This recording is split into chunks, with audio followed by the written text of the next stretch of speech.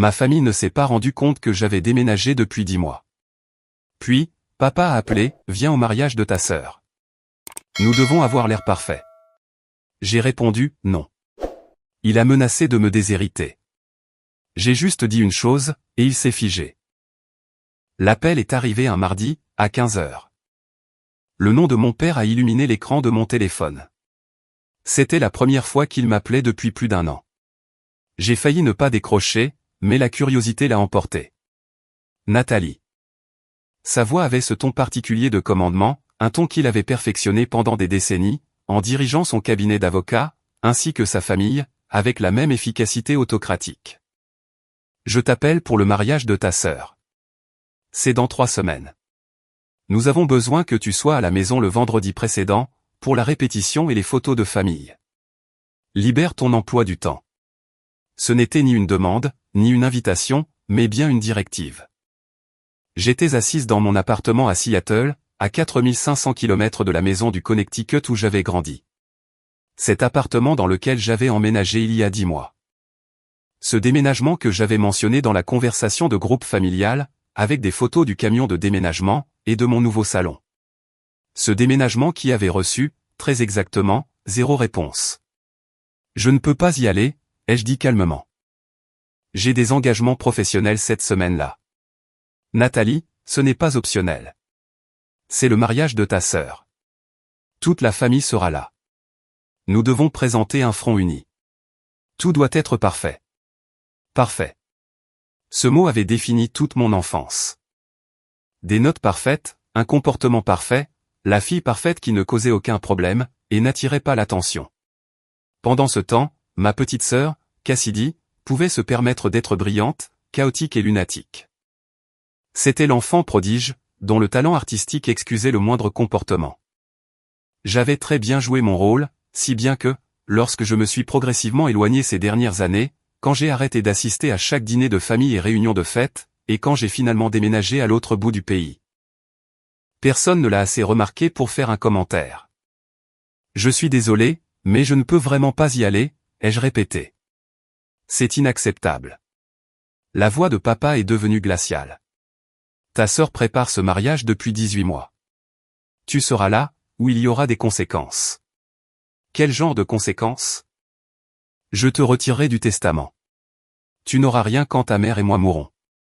Est-ce assez clair? La menace est restée suspendue en l'air entre nous. Dans n'importe quelle autre famille, cela aurait pu être choquant. Mais dans la mienne, c'était simplement la tactique de négociation standard de papa. Il menaçait avec ce qu'il croyait être le plus important, l'argent et l'héritage, pour forcer la soumission. J'ai pris une grande inspiration, j'ai choisi mes mots avec soin, et j'ai dit la seule chose que je gardais pour moi depuis 10 mois. Tu ne peux pas déshériter quelqu'un d'un testament dans lequel il ne figure pas, silence. Un silence complet et absolu à l'autre bout du fil. De quoi parles-tu? La voix de papa avait perdu toute sa certitude. Je ne suis pas sur ton testament, papa. Je n'y suis plus depuis près d'1 an. Mon avocat en a demandé une copie au tien, lorsque j'ai mis à jour ma propre planification successorale, en janvier dernier. Ton testament divise tout entre Cassidy et la fondation caritative que tu as créée. Mon nom n'apparaît nulle part dans le document. Encore un silence. Je pouvais presque l'entendre essayer de comprendre comment je savais cela. Si je bluffais, quel devrait être son prochain mouvement? Nous devions être en train de le mettre à jour. Ta mère et moi allions. Tu l'as mis à jour en décembre, il y a 2 ans. J'ai vérifié la date d'enregistrement. Tu m'as supprimé et tu n'en as jamais parlé, ce qui est très bien. D'ailleurs, c'est ton argent. Tu peux le laisser à qui tu veux, mais tu ne peux pas menacer de déshériter quelqu'un. Alors que tu l'as déjà exclu. Nathalie, tu interprètes mal la situation. Sérieusement? Parce que ça semble assez clair. À un moment donné, vers le mois de décembre d'il y a 2 ans, tu as décidé que ça ne valait pas la peine de m'inclure dans tes plans successoraux. Tu n'as simplement jamais pris la peine de me le dire. Et, honnêtement, je ne m'en souciais pas assez pour en parler, mais maintenant, tu me menaces avec quelque chose que tu as déjà fait. J'ai pensé que je devais te faire savoir que tu n'as pas le moyen de pression que tu crois avoir. Je l'ai entendu respirer difficilement à l'autre bout de la ligne, en train de traiter l'information, de calculer. Pourquoi n'as-tu rien dit quand tu l'as découvert, a-t-il finalement demandé. Parce que cela a confirmé ce que je soupçonnais depuis des années, à savoir que j'étais la fille de secours, la personne responsable sur laquelle on pouvait compter pour gérer les choses. Mais pas celle que vous valorisiez vraiment. Découvrir que je n'étais pas dans le testament l'a simplement rendu officiel. C'était presque un soulagement. Sincèrement, cela a rendu les choses plus faciles pour passer à autre chose. Passer à autre chose de quoi? De cette famille. D'arrêter d'essayer de gagner une approbation que je n'allais jamais obtenir, et de cesser de jouer le rôle de la fille parfaite, pour un public qui ne regardait même pas, c'est ridicule. Tu deviens dramatique. Papa, j'ai déménagé à Seattle il y a 10 mois. J'ai publié un message à ce sujet dans la discussion familiale. J'ai envoyé des photos, et j'ai donné ma nouvelle adresse. Personne n'a répondu. Ni toi, ni maman, ni Cassidy. Sais-tu au moins où se trouve Seattle? Bien sûr que je sais où est Seattle. Sais-tu pourquoi j'y ai déménagé? Une pause. Pour le travail. On m'a offert un poste d'associé principal, dans une start-up technologique avec des parts d'entreprise, un rôle de direction. Le genre d'opportunité de carrière pour laquelle, soi-disant, vous m'aviez élevé. J'ai essayé de vous en parler à Thanksgiving, il y a 2 ans. Mais Cassidy venait de vendre une peinture pour 1000 €, et cela a dominé toute la conversation. Te souviens-tu de ce Thanksgiving? Nous étions fiers de l'accomplissement de Cassidy. Je venais d'être promue directrice dans mon ancienne entreprise. Un salaire à 6 chiffres. J'étais la personne la plus jeune à ce poste, dans toute l'histoire de l'entreprise. Je l'ai mentionné au dîner. Maman a dit, c'est bien, ma chérie. Et elle a immédiatement ramené la conversation sur le programme d'art de Cassidy.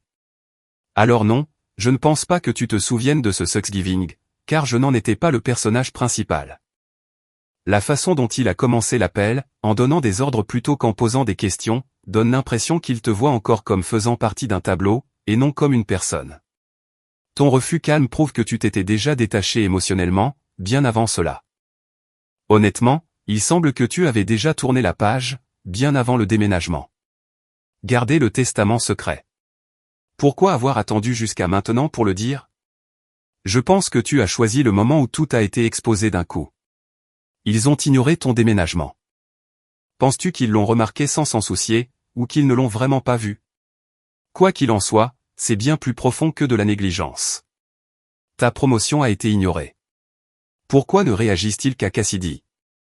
On dirait qu'ils valorisent un succès tapa accent grave-l'œil, bien plus qu'une réussite constante. Papa est resté silencieux pendant un long moment. Quand il a repris la parole, sa voix avait changé. Elle était moins impérieuse, plus incertaine. Ta mère a demandé de tes nouvelles. Ah oui? Parce que mon numéro n'a pas changé. Mon email n'a pas changé. Elle aurait pu me contacter à tout moment. Elle pense que tu es en colère contre nous. Je ne suis pas en colère. La colère exigerait plus d'investissement émotionnel qu'il ne m'en reste. J'en ai simplement fini. J'ai fini de faire semblant de faire partie d'une famille qui ne me remarque même pas, quand je ne suis pas là. Nathalie, c'est le mariage de ta sœur, et je suis sûr qu'il sera magnifique. Cassidy a beaucoup de goût. Les photos seront parfaites. Vous aurez votre front familial uni. Vous ne m'aurez tout simplement pas, moi. Et, très honnêtement, vous ne remarquerez probablement même pas mon absence. Jusqu'à ce que quelqu'un la fasse remarquer. Les gens vont demander où tu es. Dis-leur que je travaille. Dis-leur que j'avais un engagement que je ne pouvais pas annuler. Dis-leur ce que tu veux. Tu passes des décennies à construire des récits sur cette famille. Un de plus ne fera pas de mal. Je pouvais l'entendre lutter contre quelque chose. De l'orgueil, peut-être, ou bien la réalisation que ses outils de contrôle habituels ne fonctionnaient plus. La menace de me déshériter avait été son as dans la manche, et je venais de lui montrer que c'était une carte que je savais qu'il avait déjà jouée. Que faudrait-il pour que tu viennes au mariage, a-t-il finalement demandé. Rien. Il n'y a rien que tu puisses m'offrir, car je n'ai besoin de rien venant de toi. C'est la partie que tu ne comprends pas, papa. Tu ne peux pas utiliser l'héritage comme moyen de pression. Contre quelqu'un qui est financièrement indépendant. Tu ne peux pas menacer d'exclusion quelqu'un qui s'est déjà exclu lui-même. Tu n'as aucun pouvoir ici. Je suis ton père. Biologiquement, oui. Mais tu n'as pas agi comme un père, de manière significative, depuis que je suis adolescente. Tu as agi comme un manager déçu qu'un de ses employés ne réponde pas aux attentes, et je démissionne de ce poste. C'est à cause de Cassidy, n'est-ce pas? Es-tu jalouse? Je ne suis pas jalouse de Cassidy. Je suis heureuse qu'elle ait trouvé quelque chose qui la passionne. Je suis contente que maman et toi souteniez sa carrière artistique. Je suis ravie que la famille ait un enfant prodige autour duquel se rassembler. J'ai simplement réalisé que je n'ai plus besoin de jouer les seconds rôles dans son histoire. Nathalie. Papa, je dois y aller. J'ai une réunion dans 20 minutes. Si tu veux dire à Cassidy que je la félicite pour son mariage, s'il te plaît, fais-le. J'espère sincèrement qu'elle sera heureuse, mais je n'y assisterai pas, et aucune menace ni aucune culpabilisation ne changera cela. Ta mère aura le cœur brisé. Alors, maman devrait m'appeler elle-même, et non t'envoyer pour me menacer afin que je me plie à vos exigences. Je préférerais toujours une conversation authentique, plutôt qu'une représentation faite par obligation. J'ai raccroché avant qu'il ne puisse répondre. Je me suis assise dans mon appartement de Seattle, le cœur battant, les mains tremblant légèrement sous l'effet de l'adrénaline, pour avoir enfin dit les choses que je pensais depuis des années. Mon téléphone a sonné à nouveau, immédiatement. C'était papa qui rappelait. Je n'ai pas répondu. Il a sonné 2 fois de plus au cours de l'heure suivante, puis, il s'est arrêté. À 18h, ma mère a appelé. J'ai regardé son nom sur l'écran pendant 3 sonneries, avant de répondre. Salut, maman. Nathalie. Sa voix était tendue, contrôlée. Ton père m'a parlé de votre conversation. Je crois qu'il y a eu un malentendu. Il n'y en a pas eu. Tout ce que j'ai dit était exact.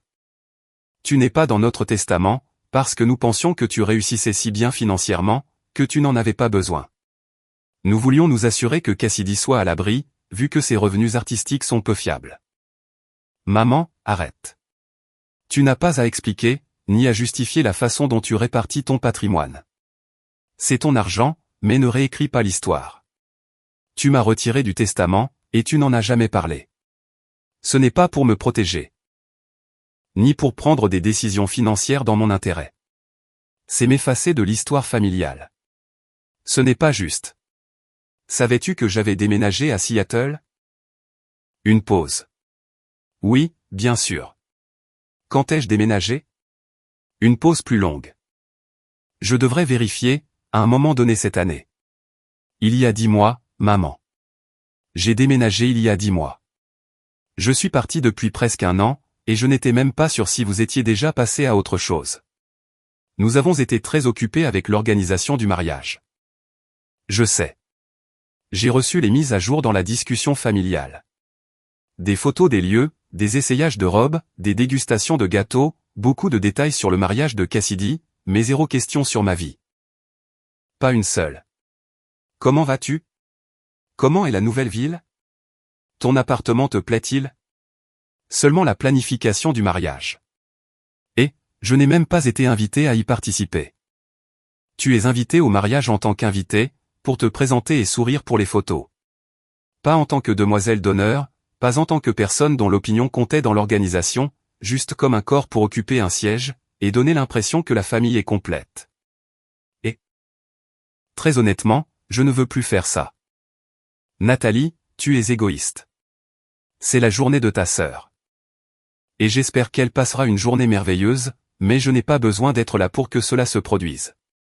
Vous aurez plein de familles et d'amis pour faire la fête avec elle. Mon absence ne diminuera pas son bonheur, à moins que quelqu'un ne lui dise que cela devrait le faire. Les gens vont parler. Laisse-les faire. Tu es excellente pour contrôler les narratifs. Je suis sûr que tu trouveras une explication logique. Maman est restée silencieuse un moment. Quand elle a repris la parole, sa voix avait un tranchant que j'avais rarement entendu. Je ne sais pas quand tu es devenue si froide. Je ne suis pas froide, maman. Je m'aligne simplement, enfin, sur l'énergie que j'ai reçue. Tu veux de la chaleur et de l'engagement? Cela nécessite une vraie relation, pas seulement de jouer la comédie. Nous avons une relation, n'est-ce pas? À quand remonte la dernière fois où nous avons eu une conversation, qui ne portait pas sur la logistique ou les obligations familiales? Quand m'as-tu demandé pour la dernière fois des nouvelles de mon travail, de ma vie, ou de quoi que ce soit qui comptait pour moi? Silence. Moi non plus, je ne m'en souviens pas, ai-je dit doucement. Et cela me dit tout ce que j'ai besoin de savoir. Si tu ne viens pas à ce mariage, tu brûles les ponts, Nathalie. Non, je reconnais que des ponts ont été brûlés il y a bien longtemps. J'arrête simplement de faire semblant de pouvoir marcher sur des cendres. Maman a raccroché sans dire au revoir. Je me suis assise dans mon salon, regardant la ligne d'horizon de Seattle devenir dorée avec le coucher du soleil, et j'ai attendu que le regret, ou la culpabilité, m'envahisse. Rien n'est venu. Juste un étrange sentiment de légèreté, comme si j'avais porté quelque chose de lourd pendant des années, et que je l'avais enfin posé. Mon téléphone a vibré avec un SMS de mon père. Nous devons discuter de cela face à face. Je réserve un vol pour Seattle. Je lui ai répondu, ne le fais pas. Je ne te rencontrerai pas, épargne-toi le voyage. Lui, c'est ridicule. Tu es ma fille. Moi, alors agis comme si j'étais ta fille. Pas comme un problème à résoudre, ni comme un détail à régler. Intéresse-toi vraiment à ma vie, au lieu de te soucier uniquement de savoir si je remplis mon rôle dans la tienne. Lui, je ne comprends pas ce que tu attends de moi. Moi, je n'attends plus rien de toi. C'est bien là le problème. Les SMS se sont arrêtés après cela. Au cours des 3 semaines suivantes, j'ai reçu des messages périodiques de plusieurs membres de la famille. Des cousins à qui je n'avais pas parlé depuis des années, qui demandaient si j'allais bien. Ma tante a suggéré que j'étais peut-être trop dur. La demoiselle d'honneur de Cassidy m'a contacté pour me dire que le plan de table était difficile à faire sans moi. J'ai répondu poliment, mais fermement, à chacun d'entre eux. Je n'y assisterai pas. J'ai souhaité le meilleur à Cassidy. J'espérais que tout le monde s'amuserait. Cassidy, elle-même, n'a jamais pris contact avec moi. Ni pour demander pourquoi je ne venais pas, ni pour essayer de me convaincre, ni même pour exprimer sa déception. Cela, plus que tout, a confirmé ce que je soupçonnais. J'étais une obligation pour elle aussi. Une sœur de non seulement. Papa s'adoucit soudainement. Penses-tu qu'il a vraiment réalisé quelque chose, ou qu'il a simplement perdu le contrôle? Pour moi, cela ressemblait plus à de la panique, qu'à une véritable réflexion. Maman dit, tu es égoïste. Pourquoi sautait-elle sur cette conclusion, au lieu de demander ce qui t'a blessé? Cela ressemble à une diversion, pour fuir ses responsabilités. Tu dis que tu n'es pas en colère, mais que tu en as fini. As-tu complètement terminé, ou te protèges-tu seulement? Je crois que c'est un véritable détachement, pas une distance temporaire. Cassidy n'a jamais pris contact. Penses-tu qu'elle s'en fichait, ou qu'elle évitait le conflit? Honnêtement, ce silence en dit plus long, que n'importe quelle chose qu'elle aurait pu dire. Le choix du jour du mariage. Pourquoi aller faire de la randonnée, au lieu de te distraire chez toi? Bon mouvement.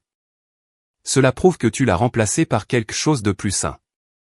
Le mariage a eu lieu un samedi de juin. J'ai passé la journée à faire de la randonnée dans la chaîne des Cascades, avec des amis que je m'étais fait à Seattle. Nous avons préparé le déjeuner, nous avons trouvé une cascade, et pris des photos sur le sentier.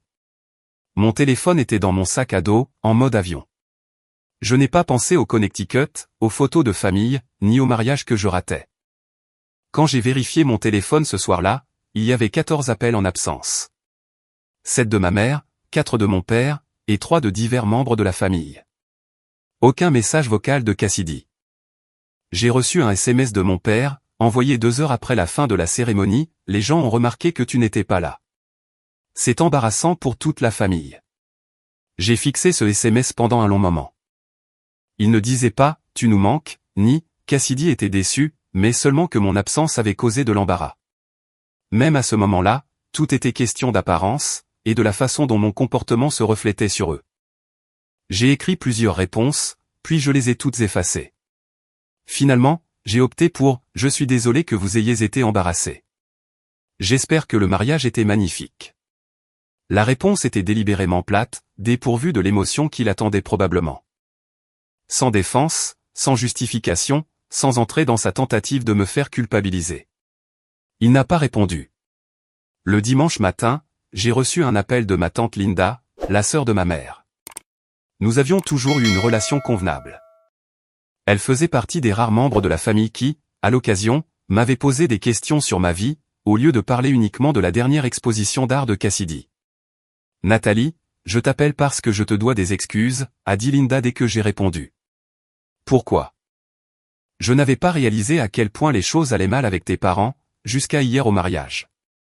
Quand les gens demandaient où tu étais, ta mère disait que tu avais un engagement professionnel que tu ne pouvais pas annuler. Tout le monde a hoché la tête et est passé à autre chose. Mais je me tenais près de ton père quand quelqu'un lui a demandé, directement, pourquoi son autre fille n'était pas là. Qu'a-t-il dit, ai-je demandé.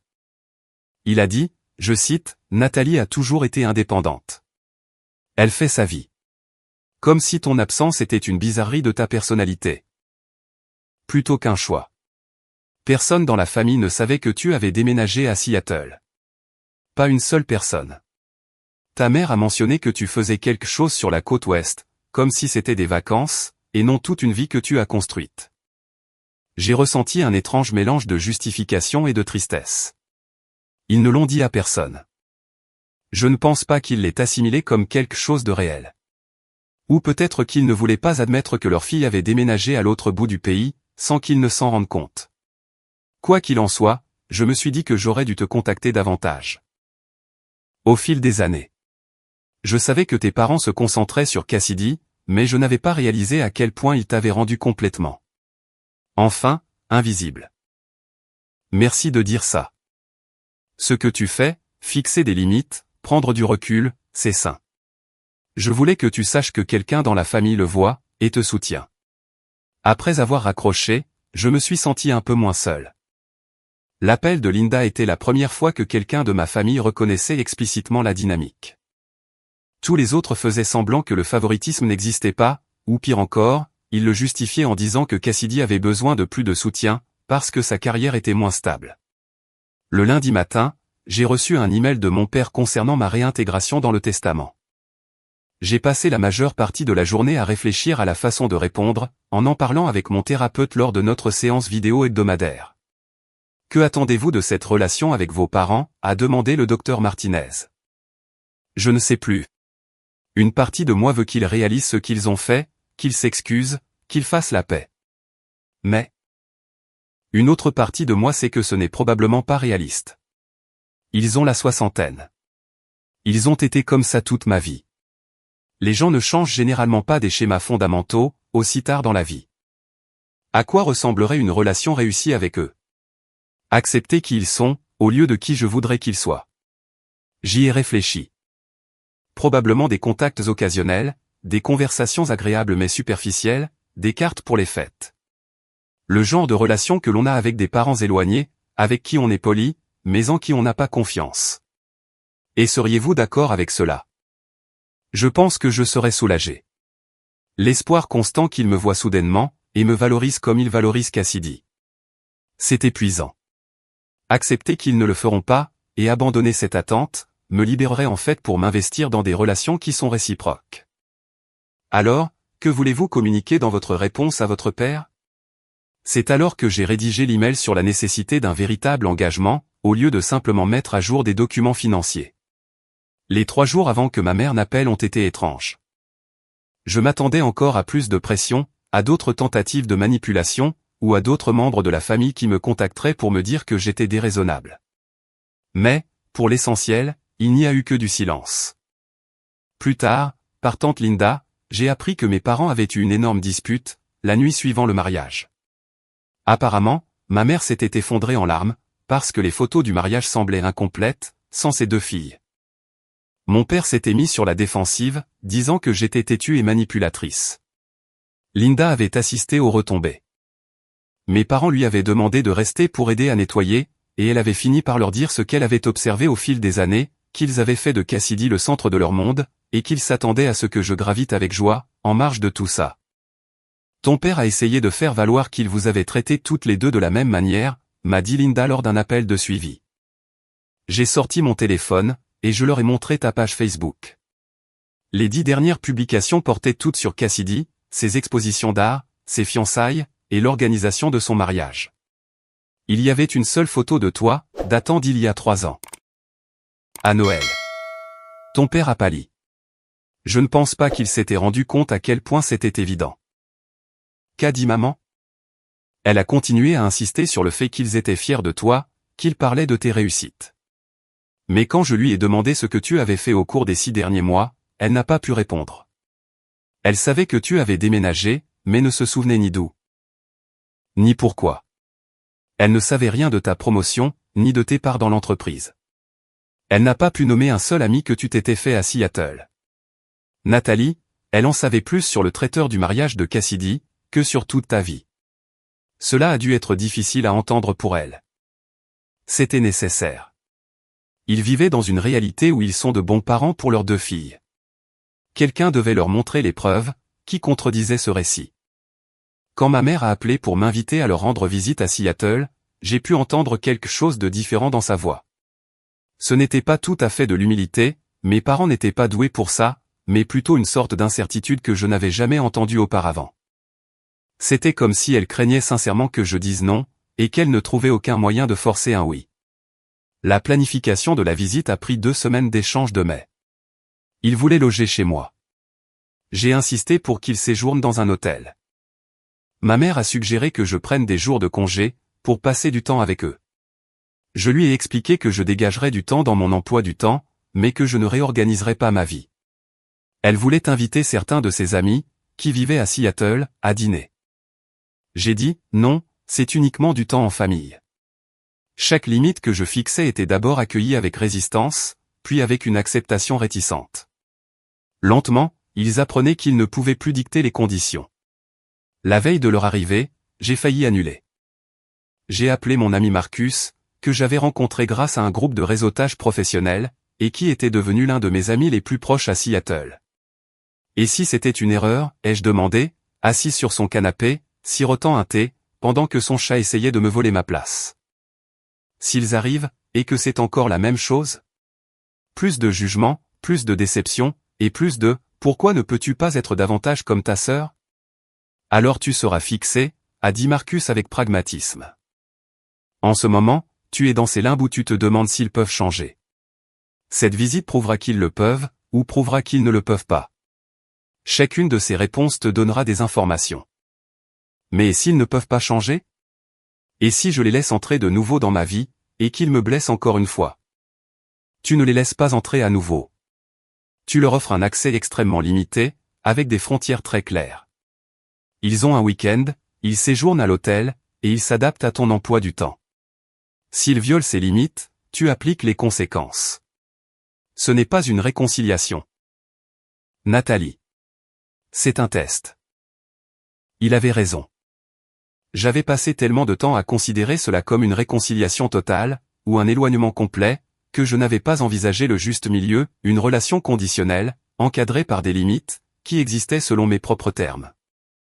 Lorsque mes parents sont arrivés à mon appartement ce vendredi soir-là, la première chose que ma mère a dite a été « c'est plus petit que je ne le pensais ». Je me suis crispé, attendant la critique, mais elle a ensuite ajouté « mais la lumière est magnifique, et cette vue sur la Space Needle est incroyable.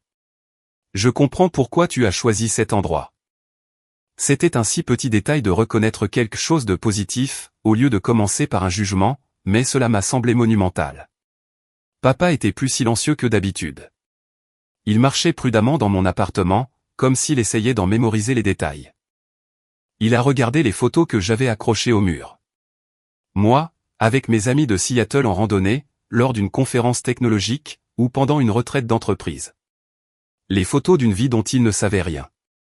Tu as l'air heureuse ici, a-t-il fini par dire. Je le suis. Je n'avais pas réalisé à quel point tu avais construit de choses en 10 mois. Presque un an déjà. J'ai emménagé en août de l'année dernière. Nous sommes maintenant en juin. Il a hoché la tête, assimilant l'information. J'aurais dû le savoir. J'aurais dû demander. Ce n'était pas exactement des excuses, mais c'était ce qui s'en rapprochait le plus, pour mon père, d'admettre une erreur depuis des années. Ce soir-là, nous avons dîné dans un restaurant thaïlandais, près de mon appartement. Entre le pad thaï et le curry vert, je leur ai parlé de mon travail. De vrais détails, pas seulement un résumé édulcoré. Je leur ai parlé des défis d'être une femme dans la direction technologique, de la courbe d'apprentissage sur les actions et les options d'achat, de la culture de l'entreprise, et de mon équipe. Maman a posé des questions. De vraies questions, pas seulement des acquiescements polis avant de changer de sujet. Elle voulait savoir des choses sur mes collègues, si j'avais subi une discrimination liée au genre, et comment je gérais l'équilibre entre vie professionnelle et vie privée. Papa a posé des questions sur la structure juridique de ma participation au capital. Nous avons eu une conversation de 20 minutes, sur les calendriers d'acquisition et les préférences de liquidation, qui étaient sincèrement pertinentes. Il me traitait comme une égale, et non comme une petite fille qui avait pris de jolies décisions de carrière. Le samedi, je les ai emmenés sur un itinéraire touristique, le marché de Pike Place, le front de mer, et le musée d'art de Seattle, car maman avait exprimé de l'intérêt. Au musée, nous avons vu une exposition d'un artiste local, dont le travail présentait quelques similitudes avec le style de Cassidy. Cassidy adorerait ça, a dit maman, en étudiant une œuvre en technique mixte. J'ai attendu la piqûre familière, celle où tout tourne autour de ma sœur. Mais ensuite, maman s'est tournée vers moi et a dit « Merci de nous avoir amenés ici. Je sais que les musées d'art ne sont pas vraiment ton truc, mais c'était très attentionné de ta part de prévoir cela. Comment savais-tu que les musées d'art ne sont pas mon truc ?» Elle a semblé surprise par la question. Tu as toujours dit qu'ils étaient ennuyeux quand tu étais petite. J'avais 12 ans, maman. Les goûts des gens changent. Ce SMS de ton père. Pourquoi dit-il embarrassant au lieu de « tu nous manques » ? Pour moi, cela montre qu'il préfère encore l'image à l'émotion, même après tout ce qu'il s'est passé. Ta réponse calme. Elle était intentionnelle pour éviter de rouvrir les blessures. Je pense qu'elle était forte. Elle a stoppé la culpabilisation sans faire d'escalade. La tante Linda est intervenue. Pourquoi a-t-il fallu si longtemps pour que quelqu'un le dise à voix haute ? Il semble que la famille a normalisé la dynamique pendant des années. La dispute de tes parents. Penses-tu qu'elle est née de regret, ou simplement du fait d'avoir été démasquée ? Honnêtement, plus du fait d'avoir été exposée, que d'une véritable auto-réflexion. Au début de leur visite, ils s'adaptent. Penses-tu qu'ils sont en train de changer, ou qu'ils s'adaptent juste temporairement ? Je dirais que c'est une prise de conscience précoce, pas encore un changement complet. Ta mère remarquant positivement l'appartement. Pourquoi cela t'a-t-il semblé si important ? Parce que c'est l'opposé de tout le schéma de ton enfance. Les aimes-tu maintenant ? Un peu. Je préfère les expositions interactives du musée des sciences, et j'aime beaucoup le musée de l'aviation, mais oui, je peux davantage apprécier les musées d'art maintenant, que lorsque j'avais 12 ans. Nous devrions aller au musée de l'aviation demain, si tu veux nous le montrer, a proposé papa. C'était un si petit geste.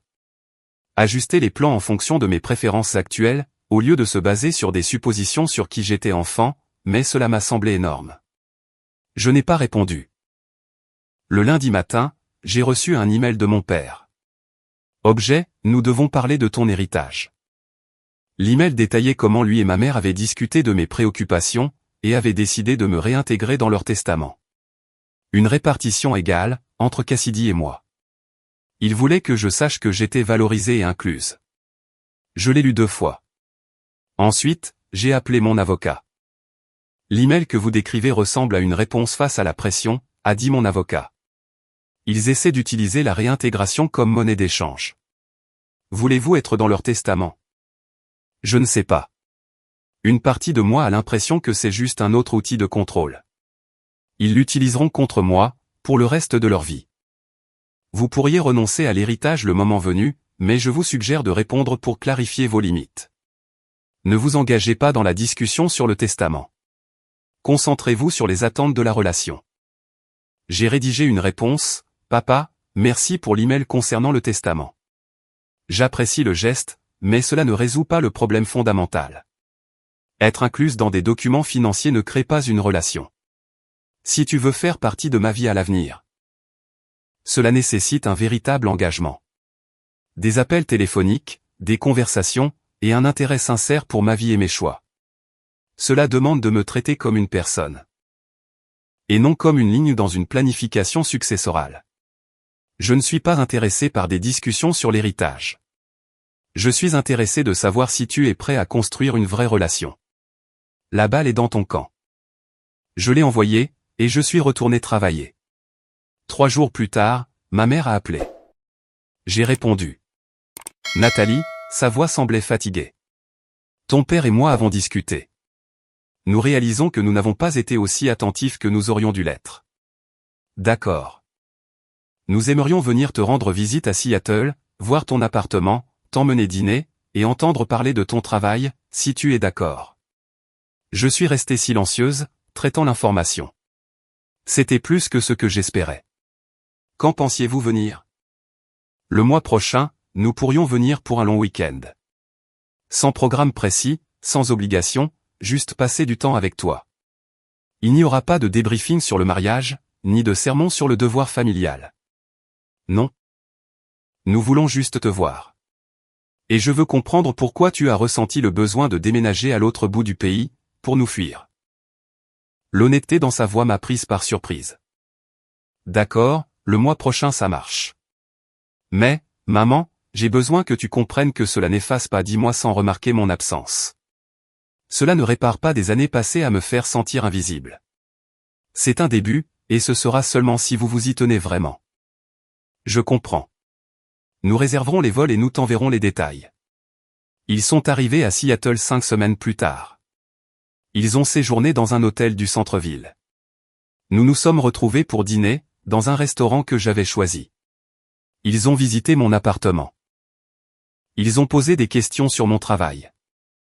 Ce n'était pas facile et ça semblait un peu forcé au début, mais à un moment donné, pendant le week-end, quelque chose a changé. Papa a posé des questions sur ma participation au capital de l'entreprise. Il a vraiment posé des questions, il a écouté mes réponses, et a offert une perspective basée sur sa formation juridique, qui m'a été sincèrement utile. Maman voulait en savoir plus sur Seattle, ce que je faisais pour m'amuser, et si je m'étais fait des amis. Ils ne se sont pas excusés directement. Mes parents n'étaient pas doués pour les excuses. Mais, ils essayaient, à leur manière prudente et contrôlée, de reconstruire quelque chose qu'ils avaient laissé se détériorer, par pure négligence. Lors de leur dernière soirée à Seattle, nous avons dîné dans mon appartement. J'ai préparé des pâtes, nous avons bu du vin, et maman a dit quelque chose qui a résonné, comme la chose la plus proche d'une reconnaissance de ce qui s'était passé. Je n'avais pas réalisé à quel point nous centrions tout sur Cassidy, jusqu'à ce que tu partes, et que je me souvienne d'anciennes conversations. Tu t'es toujours débrouillé, alors nous avons arrêté de vérifier si tu avais besoin de quelque chose. C'était mal de notre part. Ça l'était, ai-je approuvé, mais je n'ai pas parlé non plus. Je vous en ai simplement voulu en silence, au lieu de vous dire que je me sentais invisible. Nous avons tous contribué à ce dysfonctionnement. Pouvons-nous faire de notre mieux, à partir de maintenant, a-t-elle demandé. Je crois que nous pouvons essayer. Cela fait 2 ans que cet appel téléphonique concernant le mariage a eu lieu. Ma relation avec mes parents reste un travail en cours. Maintenant, ils appellent toutes les 2 semaines, visitent Seattle 2 fois par an, posent des questions sur ma vie, et écoutent vraiment les réponses. Je suis de nouveau dans le testament. Ils m'ont envoyé une copie du document mis à jour, sans que je ne le demande. Une répartition égale avec Cassidy. Je l'ai fait examiner par mon avocat, puis je l'ai classé sans trop d'attachement émotionnel. C'est agréable d'être incluse, mais ce n'est plus la mesure de ma valeur. Cassidy et moi n'avons toujours pas beaucoup de relations. Nous sommes cordiales lors des réunions de famille, mais il n'y a pas de véritable profondeur. Elle construit sa carrière artistique, je construis ma carrière technologique, et nous existons en parallèle, plutôt qu'ensemble. Mais j'ai appris quelque chose de précieux de cet appel téléphonique, et de la confrontation qui a suivi. On ne peut pas menacer d'une perte quelqu'un qui l'a subi déjà. On ne peut pas utiliser l'héritage comme moyen de pression, contre quelqu'un qui a cessé de mesurer sa valeur selon ses termes. Et on ne peut pas exiger la soumission de quelqu'un qui a, enfin, appris que sa valeur ne dépendait pas de l'approbation d'autrui. Mon père a menacé de me déshériter, sans savoir qu'il l'avait déjà fait. Je lui ai dit la vérité, et il s'est figé. Ce moment de silence glacial, c'était lui réalisant qu'il n'avait aucun pouvoir sur quelqu'un qui avait cessé de chercher sa validation. Quelqu'un qui avait découvert qu'il l'avait exclu, qu'il avait assimilé, et qui avait continué sa vie, sans l'explosion ni la confrontation auxquelles il se serait attendu. Parfois, la réponse la plus puissante face au dysfonctionnement familial, c'est simplement de partir. Pas de façon dramatique, pas avec de grandes annonces, mais juste en construisant tranquillement une vie à laquelle ils ne sont pas invités, et en attendant de voir s'ils le remarquent. Ma famille ne s'est pas rendu compte que j'avais déménagé pendant 10 mois. Cela m'a dit tout ce que j'avais besoin de savoir. Quand ils l'ont enfin remarqué, et ont essayé d'exiger ma présence à un mariage, j'ai dit non. La menace de me déshériter était censée me faire céder. Au lieu de cela, elle a révélé qu'il m'avait déjà écarté, et ne s'était simplement pas donné la peine d'en parler. 2 ans plus tard, nous reconstruisons quelque chose. Pas la relation que nous avions, qui était basée sur ma soumission et leur indifférence. Quelque chose de nouveau, quelque chose où j'ai du pouvoir et des limites, et où ils doivent faire de réels efforts. Et tout a commencé par une phrase, qui a figé mon père sur place: tu ne peux pas déshériter quelqu'un d'un testament dans lequel il ne figure pas. La vérité, prononcée avec calme, alors qu'ils attendaient l'obéissance. La fin de leur influence, et le début de ma liberté. La meilleure phrase que j'ai jamais prononcée.